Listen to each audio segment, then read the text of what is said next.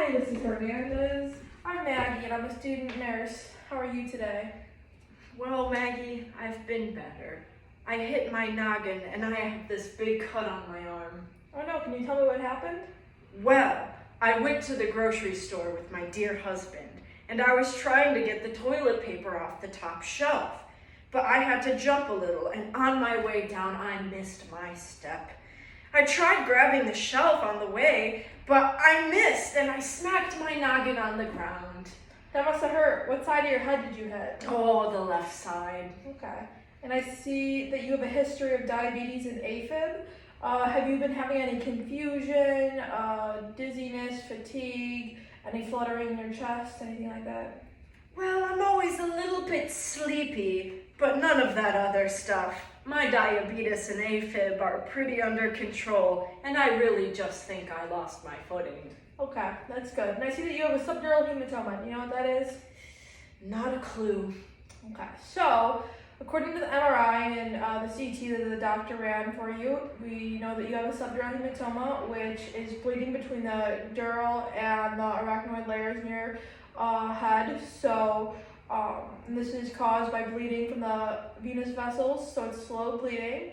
And the symptoms can occur over a period of time, so we want to definitely watch you for any loss in consciousness or decrease in consciousness, agitation, seizures, nausea, vomiting, fatigue, and stuff like that. But my husband was there, and he said I never lost consciousness. Right, so these things can progress over time, and you might not totally lose consciousness, but you might not be as alert or oriented over time. You might be confused or agitated, so we're just going to monitor you to make sure that you're okay. And I'm going to perform an assessment on you from head to toe. Is that okay? Yep. Okay. Could you tell me your name and date of birth? Gabby Hernandez. I was born August the 1st on 1947. Okay. And do you know where you are? I'm in the hospital. Do you know the date? Today is September the 14th of 2020. And do you know why you're here? I hit my noggin. Okay, so your alert and oriented times 4 right now. When I felt your arm, I feel that it is cool to the touch, proper color for ethnicity, and your pulse is a little fast, but that could just be because you're stressed from being in the hospital in the fall. Now I'm just going to continue with my assessment. I'm going to look at your eyes. If you could just look straight ahead, I'm going to shine my pen light. Okay. You have the occipital dilation of the left side, because that would make sense because you hit your left side of your head. And then can you open your mouth for me? Stick your tongue out. Okay, it's moist. I don't see any decay or lacerations or anything like that. Could you squeeze my hands for me? Okay, you're able to squeeze my hands. I'm going to inspect your head because you did hit your head, so let me know if you feel any pain when I touch it. That hurts? Yes. Okay, I don't see any lacerations or abrasions, so you're not bleeding externally. I'm going to just continue. I'm going to listen to your respiratory sounds, so if you could just breathe deeply for me.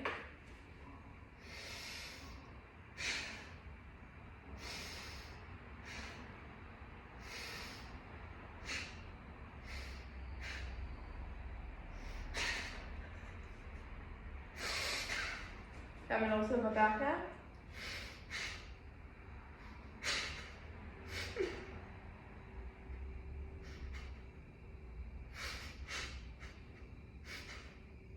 Okay, and your lung sounds are clear and equal bilaterally. I'm not hearing any rattling or extra noises. I'm going to listen to your heart now, and I know you have a history of AFib, so I'm anticipating hearing some extra noises. I'm going to listen to the bell on my stethoscope.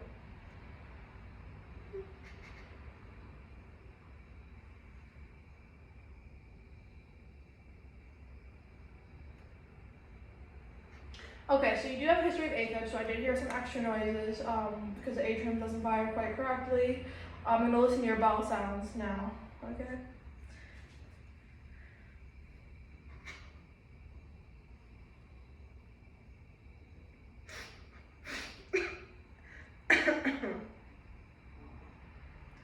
Okay, so your bowel sounds were active in all 4 quadrants, so you must have eaten recently.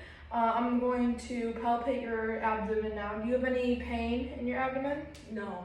Okay, let me know if you feel any pain as I press down. Okay, no pain. And when was your last bowel movement? Well, today in the morning, about 7 a.m. Okay, and do you have any problems peeing or anything? Sometimes I pee when I giggle. Okay, just like now? Okay. Alright. And so, let me see this cut on your arm. Okay, I see that it's a little red and that there's some bruising, some redness, but I'm not feeling any heat, which would indicate an infection. There's not a bunch of gunk in there, so I'm not seeing any signs of infection, but we're going to keep it clean, keep it bandaged, and monitor it just to make sure that it doesn't cause any further issues. So on your way down when you fell, did you hurt your legs or your hips or anything? No, I don't think so. Okay, so I'm going to just look, and I'm not seeing any bruising, any edema of your legs, any swelling. So I'm going to palpate your pedal pulses, and they're both +2. Could you push on my hands to your feet? Could you pull on my hands to your feet? Okay. All right, and so could you rate your pain for me on a scale of 0 to 10, 0 being no pain, 10 being the worst pain you've ever had? Well, my noggin does hurt pretty good, so I'd give it a 7 or 8, but my arm is just annoying, so I rate it 3 out of 10. Okay. So we're going to keep you here for some observation.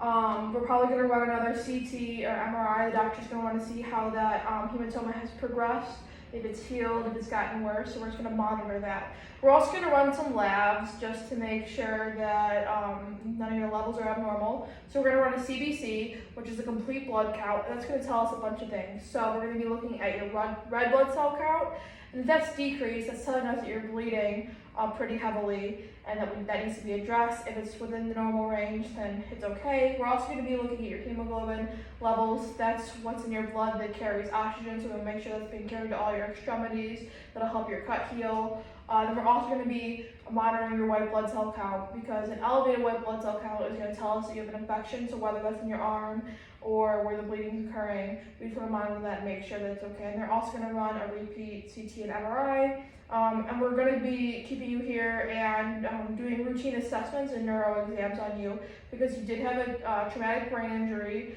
so this would be considered. So we want to make sure that your neurological function is intact. So they're going to periodically come in and just make sure that you're alert and oriented, that you're conscious, and you're not experiencing any of the side effects that could happen later after a subdural hematoma, like nausea, vomiting, seizures, loss of consciousness, agitation. So if you do start feeling any of these, please let the nurse or the doctor know, and we will keep you monitored.